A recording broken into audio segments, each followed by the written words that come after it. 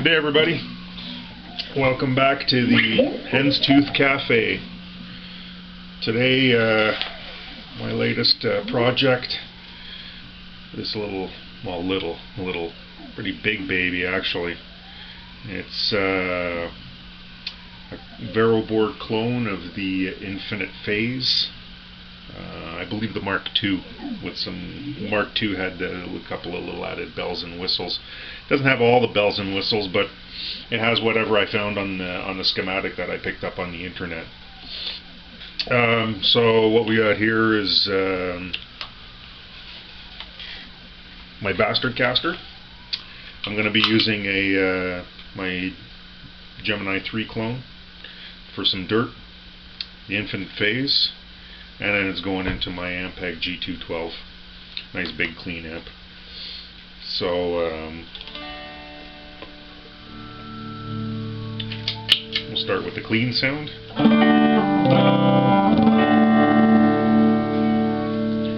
Now right now I've got it set up in a triangle wave shape. Just a quick rundown of the controls from left to right.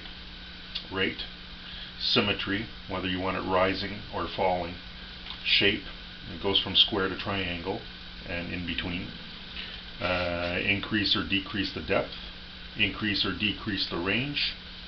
Smoothness is for when you're running in CV in step mode. We'll get to that later. CV mix is basically your knob, whether you want to go in steps or whether you want to use the LFO. If you use the LFO, you're basically going to run whatever through wave shape you have your shape set at. If you run through step, you're running through this step series of LEDs here, and basically this represents your waveform. Right now it's set to triangle, so you can see it's going up the slope and down the slope, up the slope and down the slope. So your LEDs here will always give you an indication of your range and your wave shape. And you also have a blend knob for whether you want wet or dry, and your resonance, plus or minus. So right now I'm set to LFO, triangle, and I've got the range maxed out. I'm going to use the whole triangle. I'll dial it down from there, and I've got the depth set at around 1 o'clock. Symmetry is in the middle, so my triangle is nice and even. It's rising and falling evenly. It doesn't. The symmetry basically gives you can change your sawtooth shape.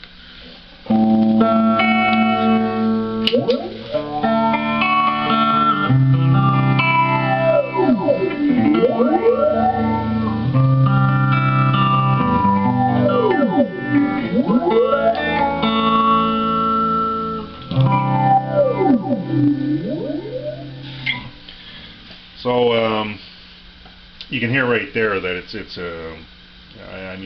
that's just the tip of the iceberg. It's an 8-stage phaser. I added a foot switch here to take it down to 4 stages. Kind of makes the effect a little milder. You can turn it down a little more, and if you play with your rate, you can actually get a decent univibe out of it. The other foot switch over here more than doubles the rate. I call it a rate doubler, but it speeds it up pretty quick. It speeds it up to the point where if you crank up your depth and your range and then dial up the speed really high, you can almost get this pseudo ring mod sound.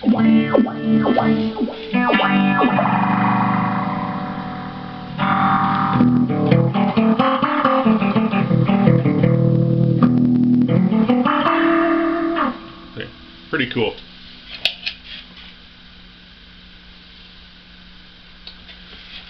So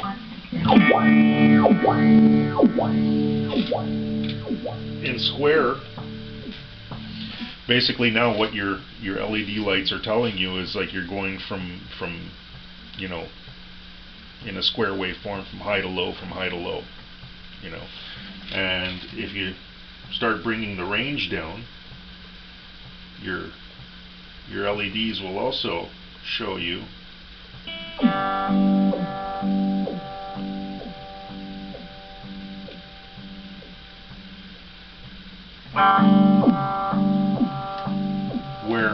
how high or low. But again, these LEDs are for step mode. Your range, the range knob doesn't affect it in LFO mode. So if we go to step mode, and we'll go back to triangle. Now right now is we can play with this waveform here, but we can play with just one little section of it if we wish. We're back in triangle mode here. I'm using the full range. I'll just dial up a little more depth. The smoothing knob comes into play now, because if I modify a point in my waveform here, I can use the smoothing knob to decide how hard I want to accentuate that jump. So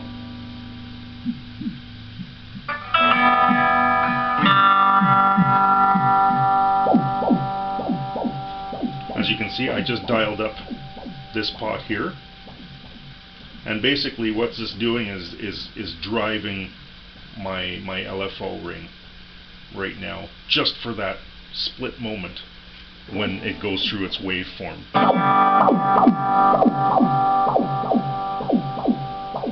It's kind of it takes a little while to get your head around it, to figure out exactly what's doing what and how everything is being affected. So if I dial another one up now,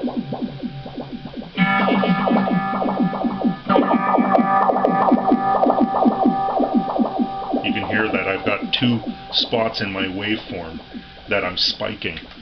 So what's really neat is that you've got all these potentiometers that you can set to various positions and get really whacked out phase waveforms.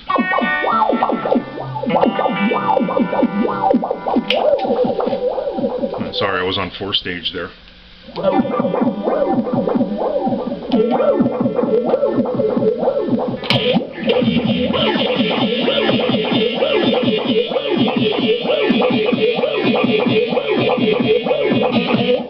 So now again, if I dial up some smoothness, I can kind of dull it down a bit.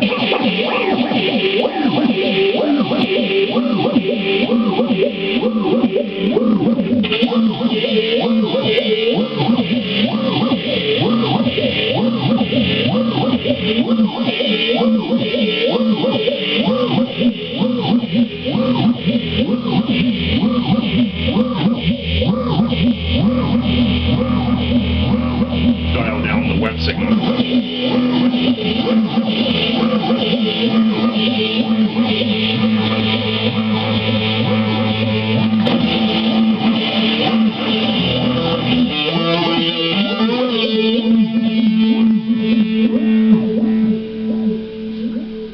And if you dial down the smoothness, what happens is it just makes the pop. You know, whenever it hits a different part of the waveform, it hits it harder.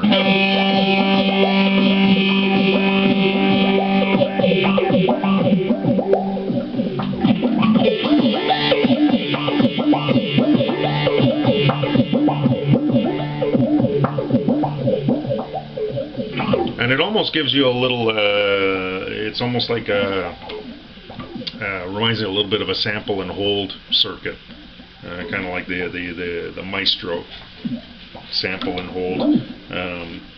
since I'm choosing all different parameters for each, because the waveform, you know, your slope is divided into 9 subsections, so you can really whack out each subsection, and it gives you that sample and hold type of sound.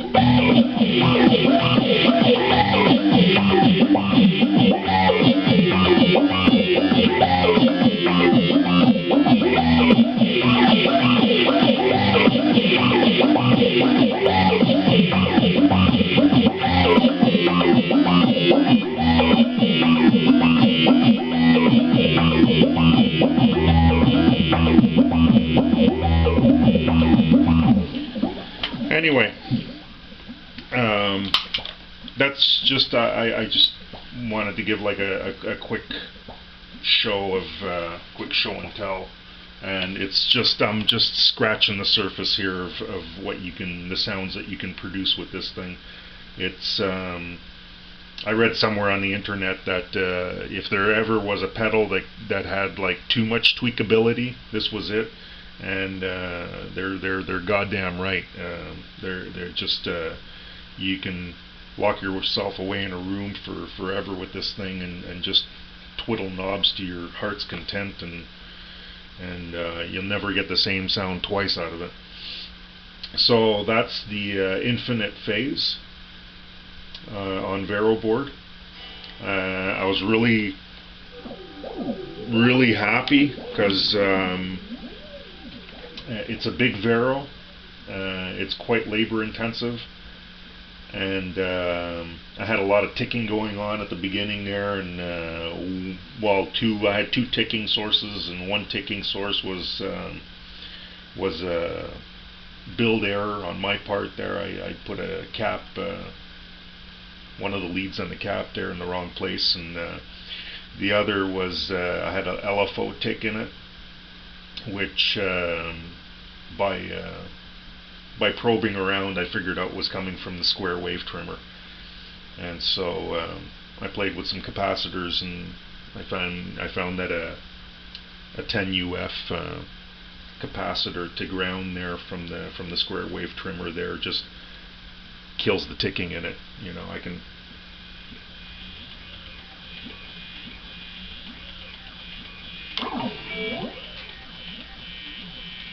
I'm in step right now, and I got the volume on pretty loud, and you can hear a faint ticking.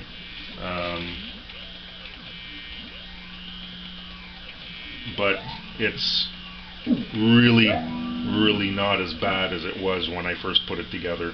It's a tolerable ticking as far as I'm concerned. You could probably use a bigger cap and try to kill it some more, but I mean, this works for me. Have another knob up here. That was supposed to be a trimmer on the board. That's for centering the phase.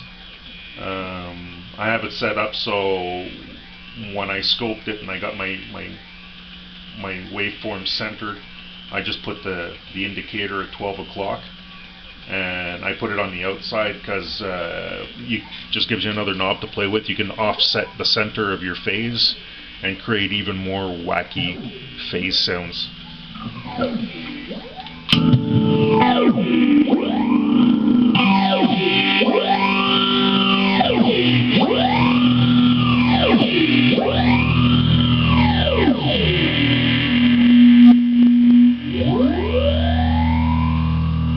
And if we crank the symmetry to rising,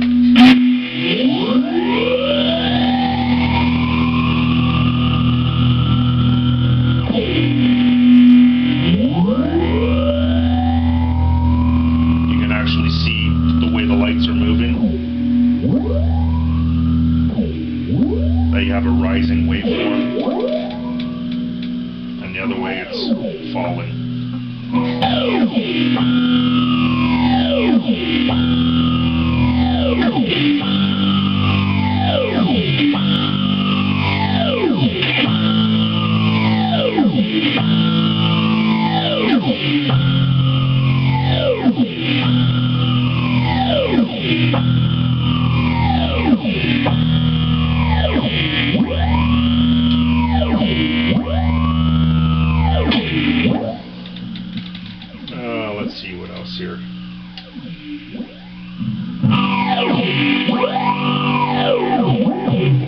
step.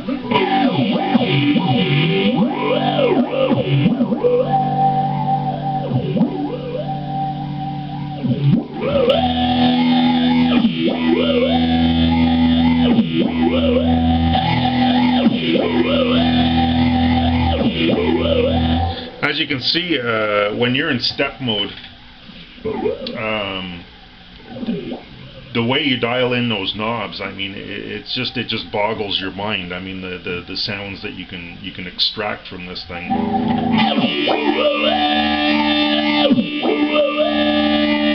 know, it's just you can just being able to just take a slice of that waveform and either boost it or sync it, and you know, in relation to the waveform beside it, or 2 or 3 waveforms over, or sections over, I should say, in the waveform. It's you know, well, I guess its name states it plainly enough: infinite phase. So there you go. That's my infinite phase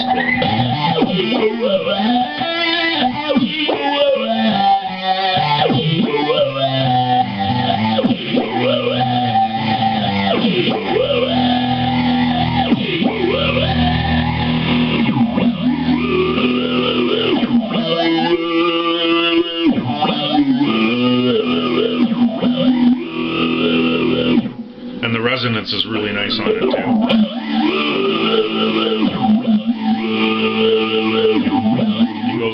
It goes from a throaty type of resonance all the way down to a deeper, kind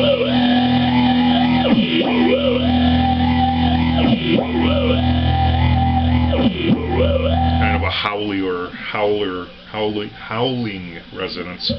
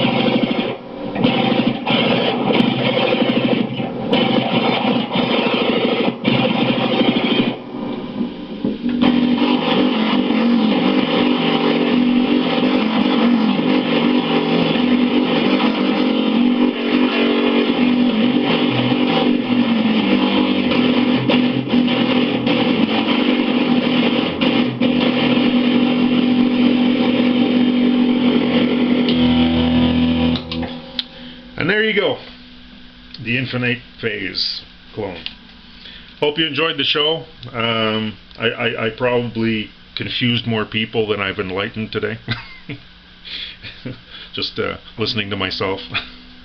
I'm all confused now. I got to go back and learn how to use this thing again. So any info you need, everything's available at doityourselfstompboxes.com. All the guys there are super good, super nice, super smart, and super helpful. So see you out there. Have fun. Have a good day.